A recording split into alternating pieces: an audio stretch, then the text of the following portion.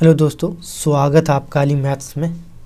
बच्चे लोग पिछले साल मैट्रिक में जो पूछा गया क्वेश्चन उसी क्वेश्चन को हम लोग सॉल्व करेंगे। ऑब्जेक्टिव क्वेश्चन को देखिए, ये प्रथम पाली में पूछा गया क्वेश्चन है।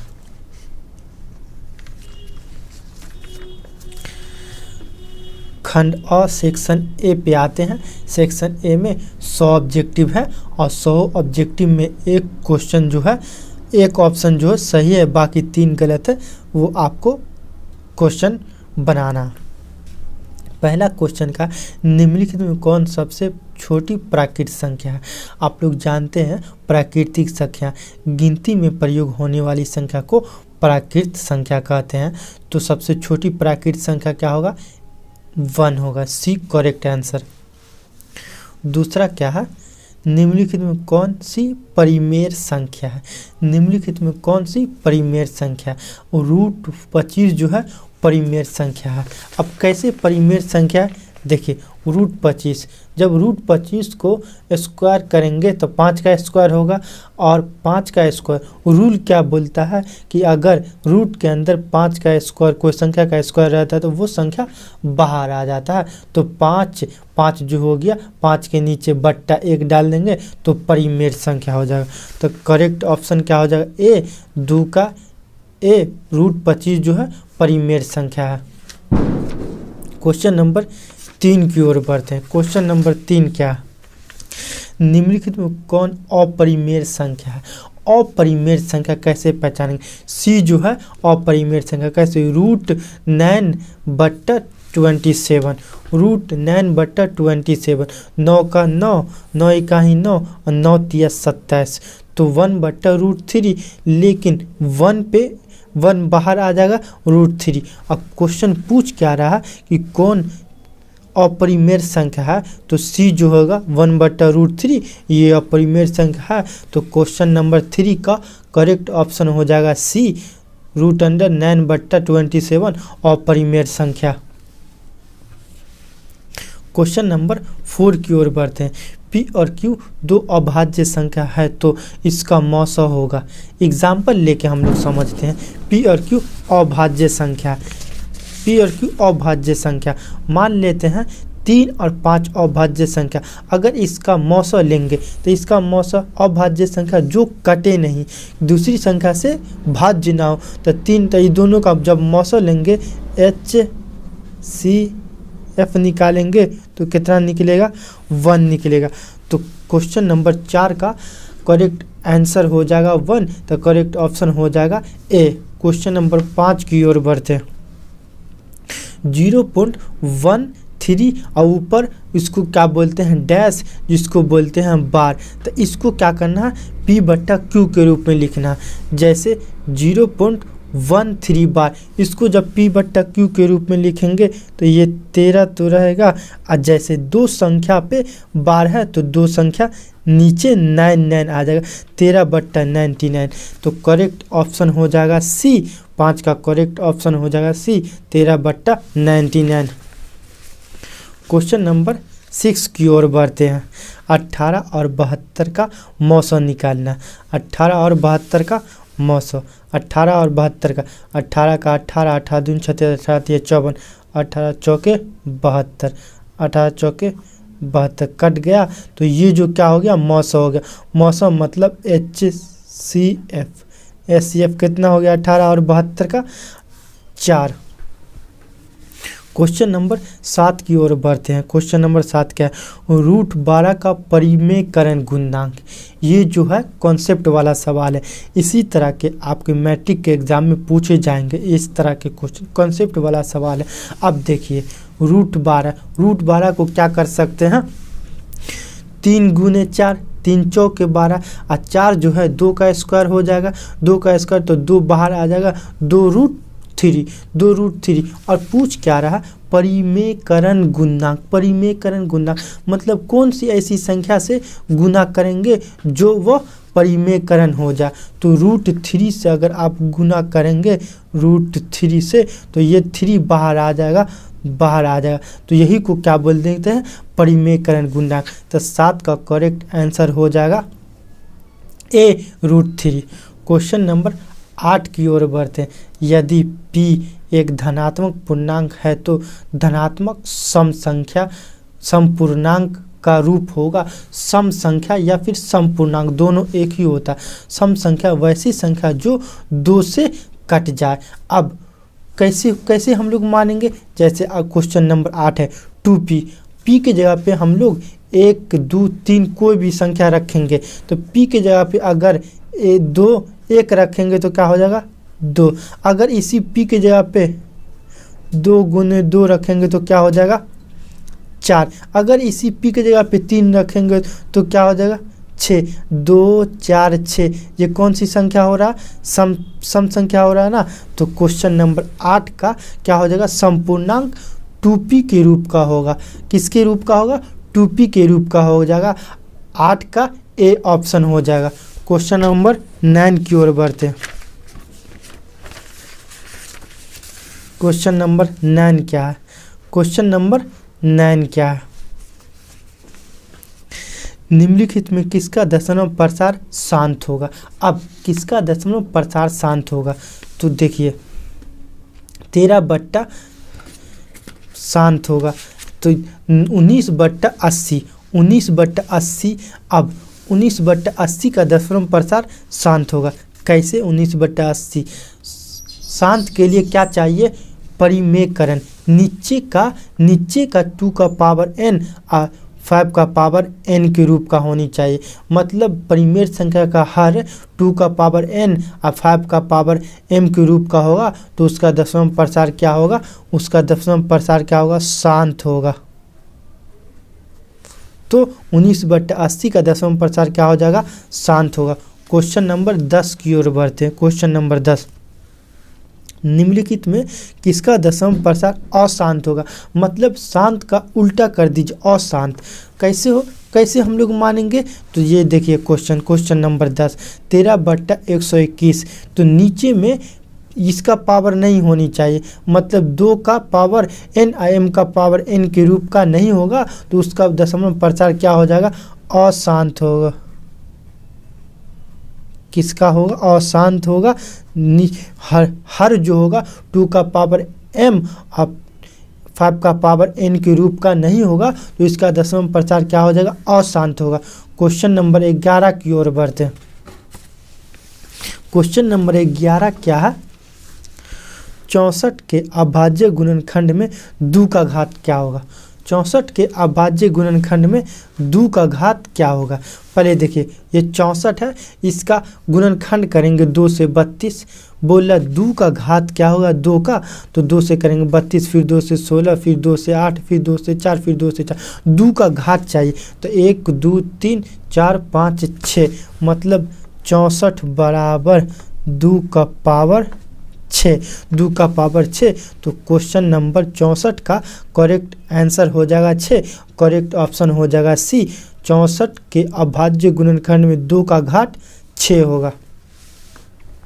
क्वेश्चन नंबर 12 की ओर बढ़ते हैं। क्वेश्चन नंबर 12 क्या है, महत्तम समावर्तक पी क्यू लघुत्तम समावर्तक पी क्यू बराबर होता है तो इसका फार्मूला होता है ए पहली संख्या गुने दूसरी संख्या, पहली संख्या गुने दूसरी संख्या, HCF। इसका फार्मूला क्या होता है, HCF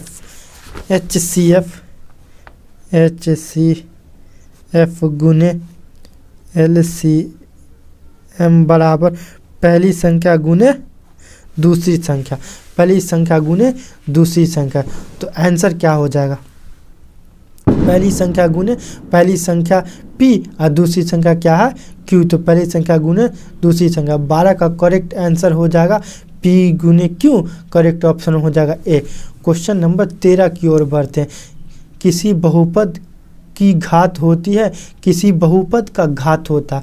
अब किसी बहुपद का घात क्या होता है, भिन्न संख्या, ऋणात्मक पूर्ण संख्या, पूर्णांक, पूर्ण संख्या, इनमें कोई नहीं। तो किसी भी बहुपद का घात जो होता है वह पूर्ण संख्या होता है। मतलब 1 2 3 4 5 6 इस तरह का संख्या होता है। 1/2 -2/3 ये घात नहीं होता, ये पावर नहीं होता है। क्वेश्चन नंबर 14 की ओर बढ़ते हैं। क्वेश्चन नंबर 14 क्या है? बहुपद ax² bx plus c a does not equal to 0 का आलेख होगा।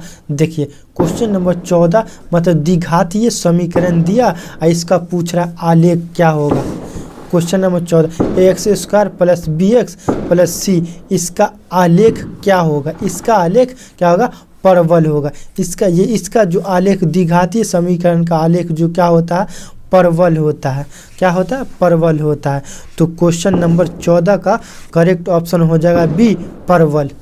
क्वेश्चन नंबर 15 की ओर बढ़ते। क्वेश्चन नंबर 15 0, 2, 8 वाले बहुपद की संख्या। 0, 2, 8 वाले बहुपदों की संख्या, मतलब किसी भी बहुपद का 0, 2 है, 8 है, तो वो बहुपद की संख्या क्या होगा? तो इसका करेक्ट आंसर हो जाएगा डी, अनगिनत।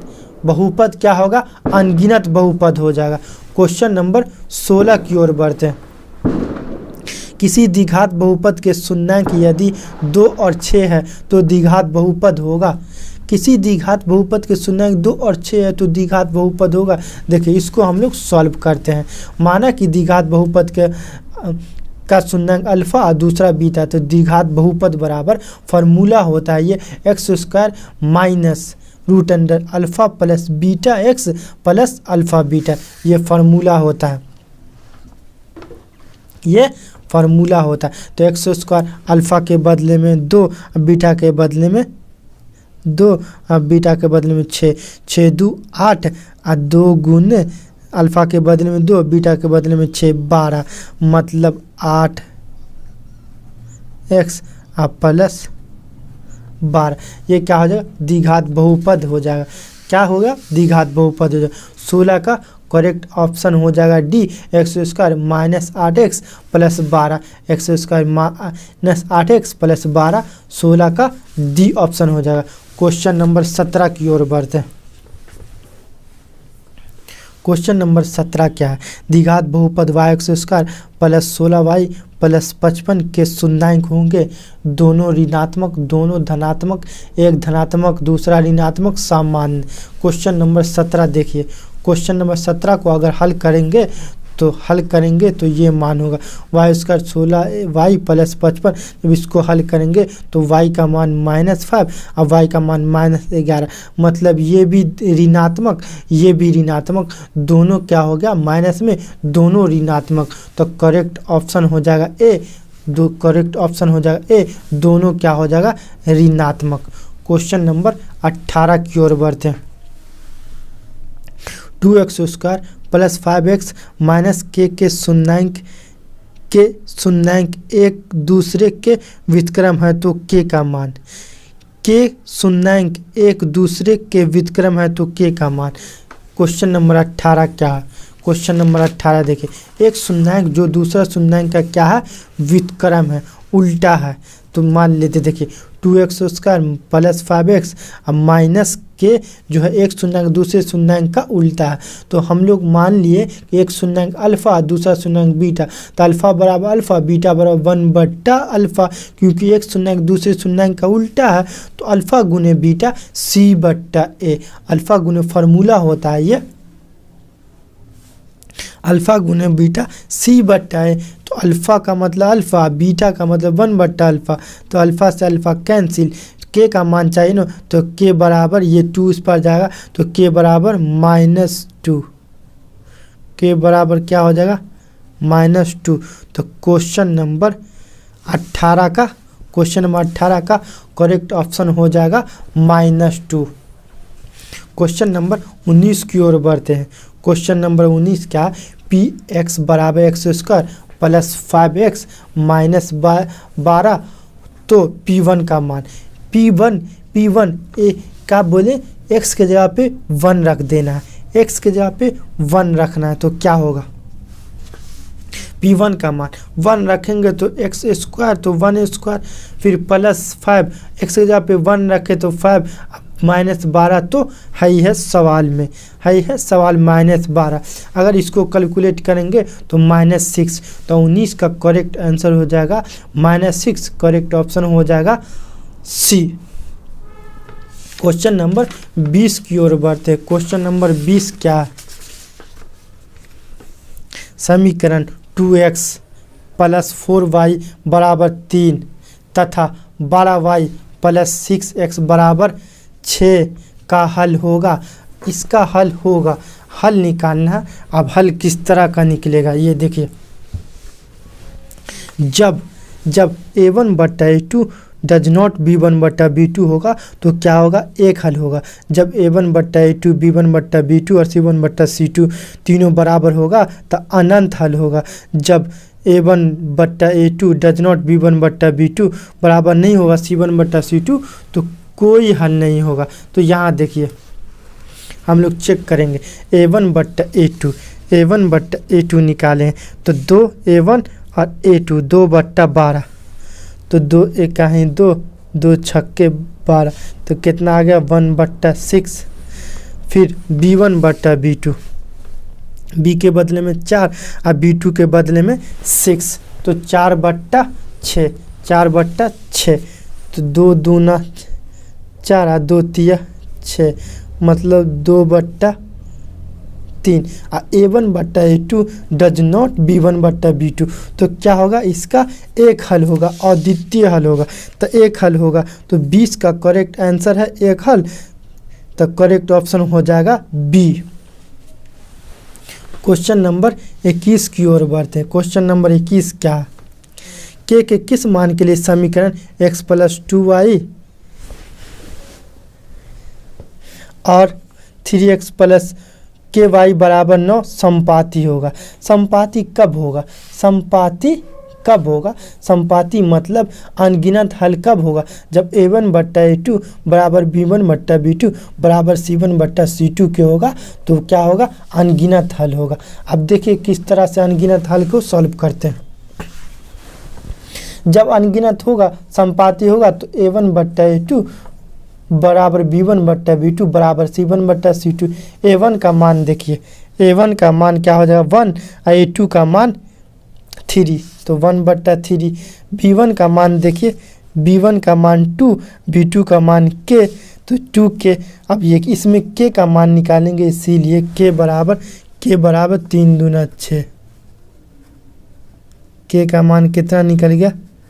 6 निकल गया। ऑप्शन में देखिए, ऑप्शन जो है डी जो है करेक्ट ऑप्शन हो जाएगा। करेक्ट ऑप्शन हो जाएगा 21 नंबर का डी 6। क्वेश्चन नंबर 22 की ओर बढ़ते हैं। क्वेश्चन नंबर 22 क्या? a1 बट्टा a2 बराबर b1 बट्टा b2 बराबर c1 बट्टा c2 तो समीकरण निकाय इतना का हल होगा। हल जब तीनों बराबर है तो क्या होगा? अनगिनत हल होगा। अभी पढ़ाया गया है। क्वेश्चन नंबर 23 की ओर बढ़ते हैं। क्वेश्चन नंबर 23 तो अनगिनत हल होगा तो सी ऑप्शन हो जाएगा। क्वेश्चन नंबर 23 का निम्नलिखित में कौन द्विघातीय समीकरण है? द्विघातीय समीकरण होने के लिए कंडीशन लागू होता है। x जो है रूट में नहीं होना चाहिए, x जो है नीचे नहीं होना चाहिए। अगर x रूट में है तो द्विघातीय समीकरण नहीं होगा। x जो नीचे, x का पावर नीचे है, x बट्टा के नीचे है तो द्विघातीय समीकरण नहीं होगा।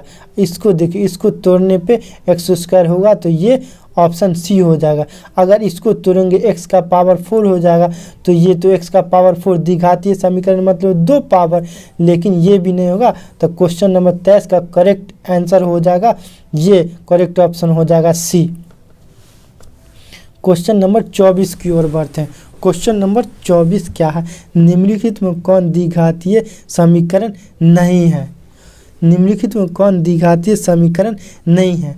अब नहीं है उसको पहचानना।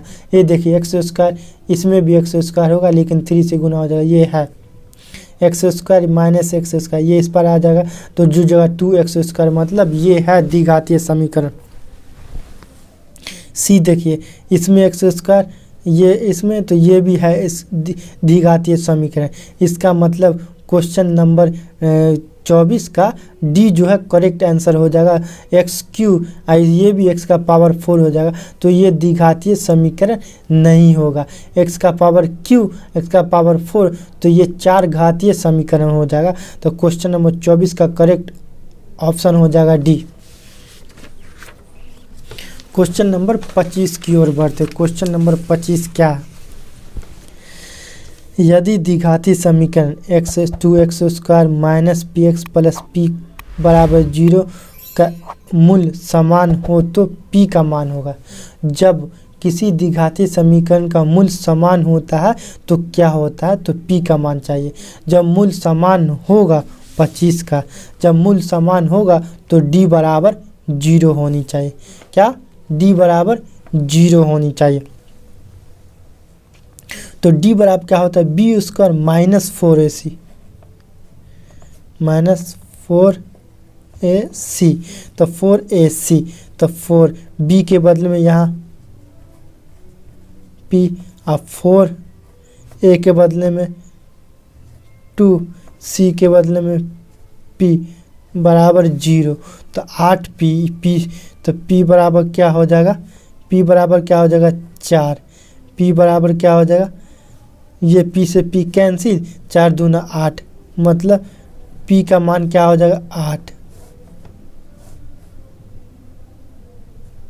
p का मान क्या हो जाएगा? 8।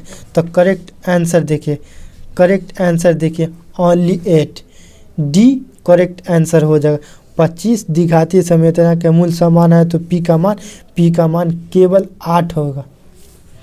क्वेश्चन नंबर 26 की ओर बढ़ते हैं। यदि समीकरण एक्स स्क्वायर के एक्स प्लस 4 बराबर 0 का कोई मूल्य वास्तविक नहीं है तो के का मान, वास्तविक कोई मूल्य वास्तविक नहीं है, वास्तविक नहीं है तो के का मान होगा। वास्तविक नहीं होगा इसका मतलब डी जो है 0 से छोटा होगा, डी जो है 0 से छोटा होगा। अगर d 0 से छोटा होगा तो d बराबर क्या होता है? बी स्क्वायर माइनस 4ac, तो b के बदले में यहाँ के माइनस 4, a के बदले में 1 और c के बदले में 4, और छोटा होगा 0 से, छोटा होगा 0 से, तो 4 चौके 16, के स्क्वायर 16, तो के स्क्वायर 16, मतलब के का मान क्या हो जाएगा? प्लस माइनस 4, प्लस माइनस 4, इसका मतलब क्या हो जाएगा? 26 का देखिए के जो है प्लस और माइनस 4 के बीच में होगा, प्लस और माइनस 4 के बीच में, तो 26 का करेक्ट ऑप्शन हो जाएगा सी। क्वेश्चन नंबर 27 की ओर बढ़ते हैं। क्वेश्चन नंबर 27 की ओर बढ़ते हैं। और क्वेश्चन नंबर 27 क्या है? यदि अल्फा बीटा द्विघात समीकरण x square minus 3√3x minus 12 बराबर 0 के मूल है तो अल्फा प्लस बीटा माइनस √3 बराबर क्या होगा? जैसे ये देखिए एक्स स्क्वायर माइनस √3 माइनस 12 बराबर 0, तो अल्फ़ा प्लस बीटा माइनस √3 का मान क्या होगा? तो पहले हम लोग अल्फ़ा प्लस बीटा जो है द्विघात समीकरण का मूल है, तो अल्फ़ा प्लस बीटा होता है माइनस बी बाय ए, तो बी का मतलब ये है, यहाँ पे एक्स होगा, बी का मतलब ये, ए का मतलब कुछ नहीं, तो यहाँ पे का माइनस 3√3, ए का मतलब तो यहाँ पे 1 है तो कुछ नहीं, और ये √3 क्या, पहले माइनस होगा तो माइनस प्लस, ये 3, तो 3 में से एक गया 2√3, तो 2√3 करेक्ट ऑप्शन हो जाएगा। तो करेक्ट ऑप्शन क्या है? ये 2√3। क्वेश्चन नंबर 27 का करेक्ट बी जो है ये गलत है, सी हो जाएगा 2√3। क्वेश्चन नंबर 28 क्या है? क्वेश्चन नंबर 28 की ओर बढ़ते। समांतर श्रेणी 3, 7, 11 का 14वां पद निकालना।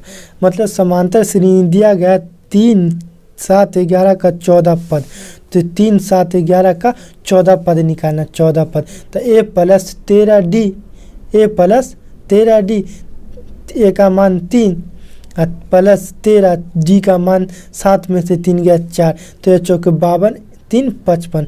तो 11वां पद 14वां पद निकल गया, 14 पद निकल गया 55। क्वेश्चन नंबर 28 का correct option B 55। Question number 29 क्या है? निम्नलिखित में कौन सा समांतर श्रेणी में है? निम्नलिखित में कौन समांतर श्रेणी में? -8, माइनस को हटा दीजिए, पहले जो 8, 6, 4, 2, इसका मतलब 2, 2 घट रहा है, 2, 2 घट रहा है। इसमें देखिए 5, 15, 18, 28 कोई सीरीज ही नहीं है। 0.1, 0.11, 0.111, 0.111, ये भी सीरीज ही नहीं। 1, 1 का आधा 2, फिर 3 का आधा हो गया, फिर 2, ये भी कोई सीरीज नहीं। इसका मतलब 29 का जो है ना, ए जो है ऑप्शन हो जाएगा। 8, -8, -6, -4, -2 ये समांतर श्रेणी में है। क्वेश्चन नंबर 30 की ओर बढ़ते।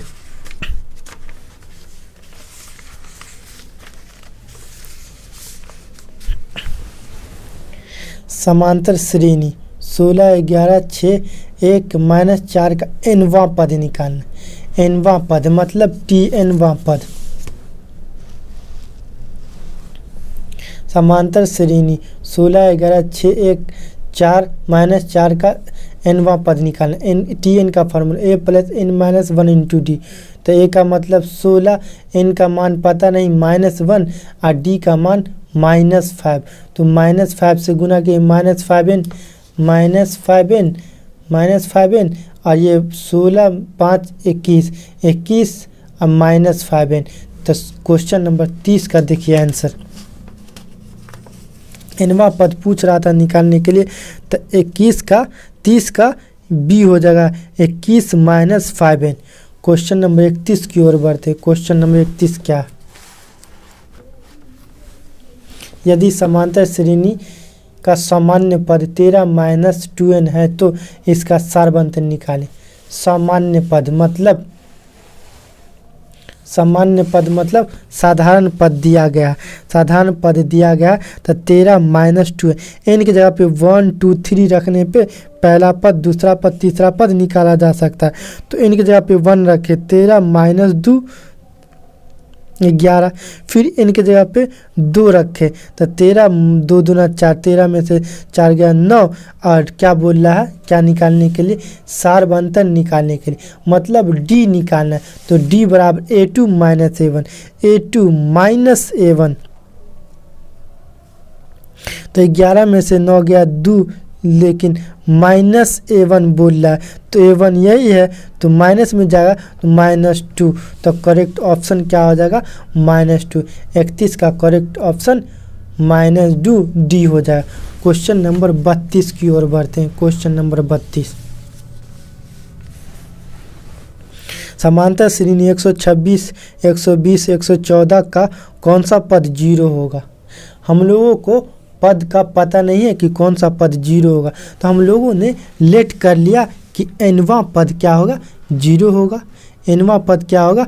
0 होगा। तो tn का फार्मूला होता है a plus n minus 1 into D. तो a के बदले में 126 और ये d के बदले में -6 निकला, 6n से -6n माइनस प्लस 126 और 6 32, 132 और -6n इस पर आया तो 6n। अगर काटेंगे तो इनका मान कितना निकल गया? 22। n का मान कितना निकल गया? 22। तो क्वेश्चन नंबर 32 का 22वां पद जो होगा 0 होगा। क्या होगा? 22वां पद 0 हो जाएगा।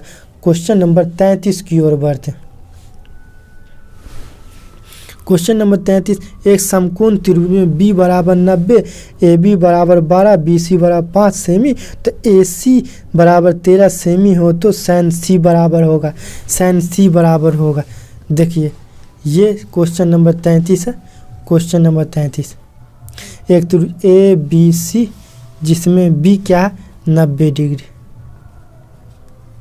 ए बी बराबर 12, ए सी बराबर 5, ए सी बराबर 13, तो क्या करना है, और बी सी बराबर 5, तो सैन सी का मान निकालना। किसका मान निकालना, सैन सी का मान निकालना।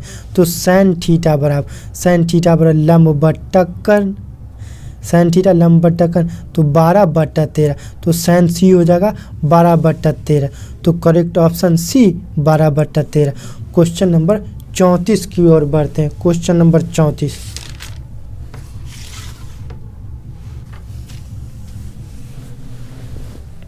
यदि cos थीटा बराबर p तो tan थीटा का मान होगा। यदि cos थीटा बराबर p तो tan थीटा का मान होगा। यहाँ देखिए cos थीटा बराबर p बट्टा b, cos थीटा आधार बट्टा कर्ण होता है। तो ए बी सी में ये आधार है, ये कर्ण है, ये थीटा का मान कर रहा है, तो cos थीटा। अब कोई समकोण त्रिभुज है तो समकोण त्रिभुज में ये कर्ण होता है, ये आधार होता है, ये लंब होता है। तो लंब का मान कैसे निकालेंगे, कर्ण स्क्वायर माइनस आधार स्क्वायर, तो p का मान निकल गया √1 माइनस पी स्क्वायर। अब tan थीटा का मान निकालना, tan थीटा लंब बट्टा आधार, लंब बट्टा आधार। अभी लंब का मान निकाले हैं 1 माइनस पी स्क्वायर, आधार का मान क्या है यहाँ p।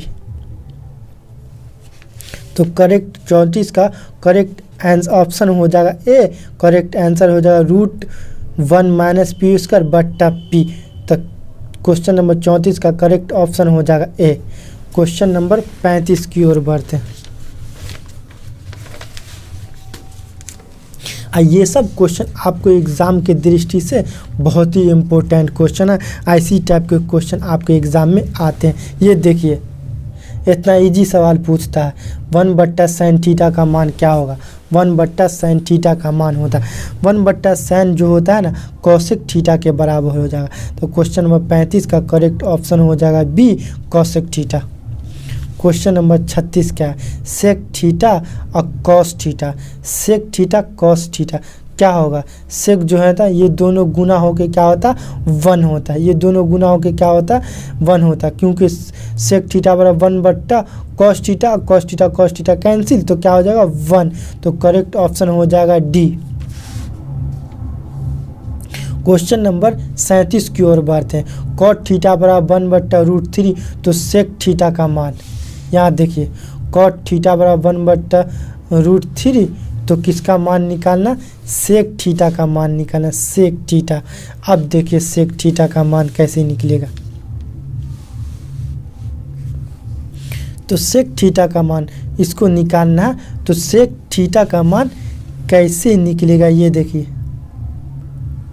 सबसे पहले हम तो पहले थीटा का मान निकाल लेते हैं। तो थीटा का 1/√3 किसके बराबर होगा, cot 1/√3 क्या होगा 60 डिग्री के बराबर होगा, 60 डिग्री के बराबर होगा। तो cot से cot कैंसिल, थीटा का मान कितना आ गया 60 डिग्री, थीटा का मान कितना हो गया 60 डिग्री।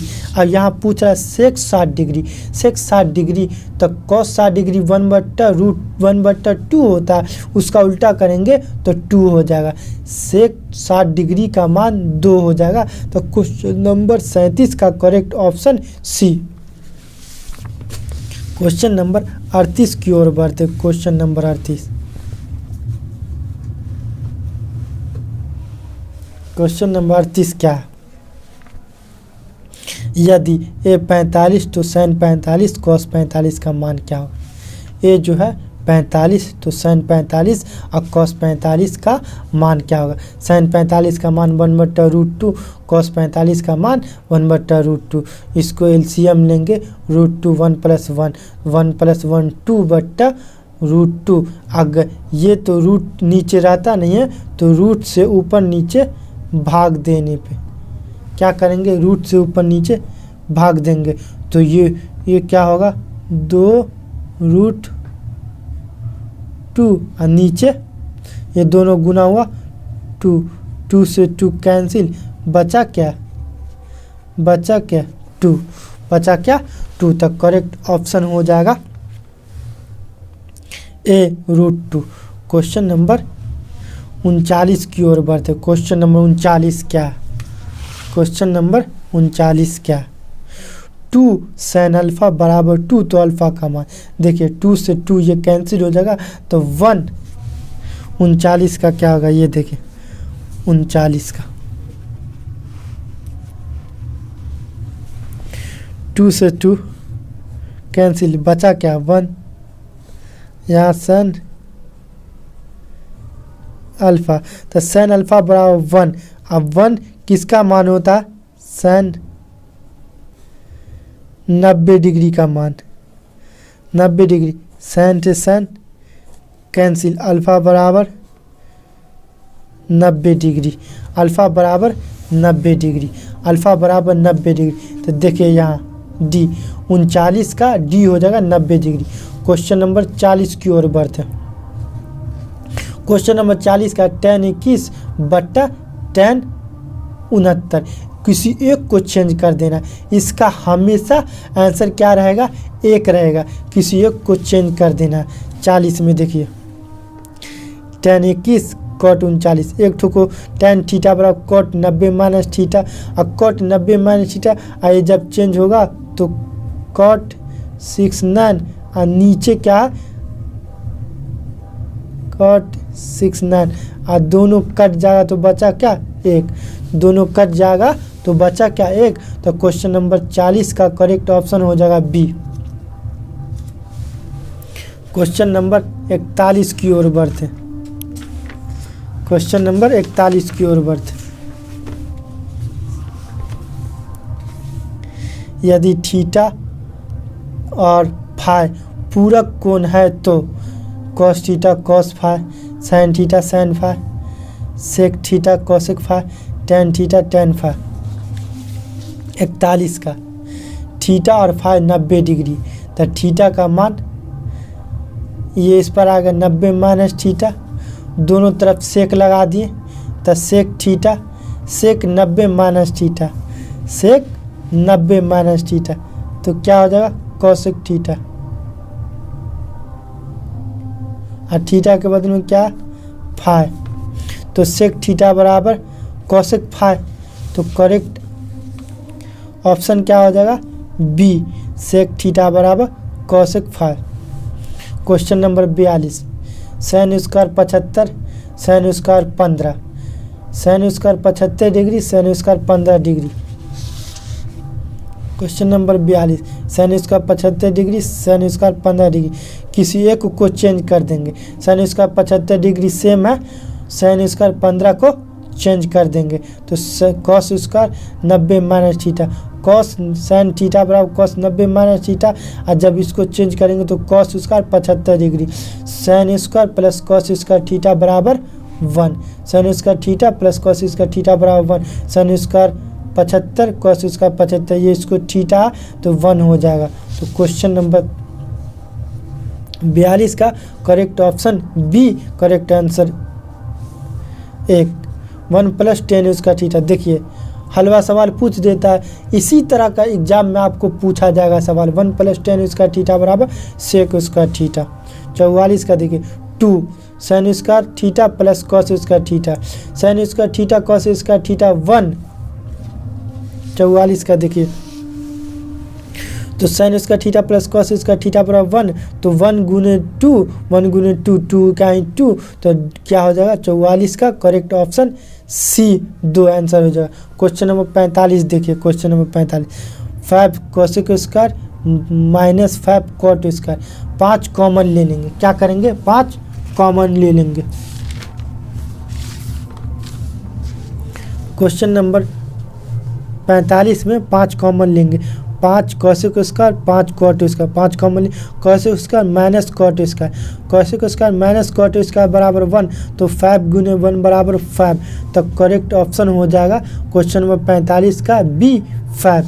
क्वेश्चन नंबर 46 की ओर बढ़ते हैं। क्वेश्चन नंबर 46, 3 अल्फा बराबर 180, तो cos अल्फा का मान, 3 अल्फा बराबर 180, तो नीचे चला गया तो अल्फ़ा का मान 60 डिग्री, तो cos 60 डिग्री 1/2, तो cos 60 डिग्री 1/2, तो cos 46 का करेक्ट ऑप्शन हो जाएगा सी।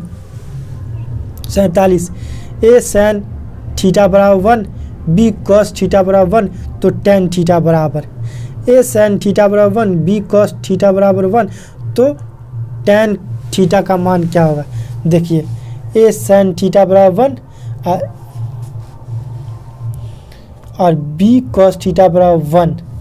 अब ये 1 है, ये इसके 1 के बराबर, ये भी 1 के बराबर, इसका मतलब दोनों बराबर। ए sin थीटा बराबर बी cos थीटा, तो sin थीटा को इसी पर रहने दिए और cos थीटा को इसके नीचे लिया, तो sin थीटा बटा cos थीटा। अब b को इस पर रहने दिए, a को इसके नीचे लिया, तो a को sin थीटा बटा cos थीटा tan थीटा, तो tan थीटा बराबर b/a, tan थीटा बराबर b/a। तो क्वेश्चन नंबर 47 का करेक्ट ऑप्शन हो जाएगा b/a। क्वेश्चन नंबर 48 की ओर बढ़ते हैं। क्वेश्चन नंबर 48 क्या है। 1/√3 किसका मान है। tan 30 डिग्री का मान होता है 1/√3। क्वेश्चन नंबर 48 का correct option B. Question number 49 की ओर बढ़ते हैं।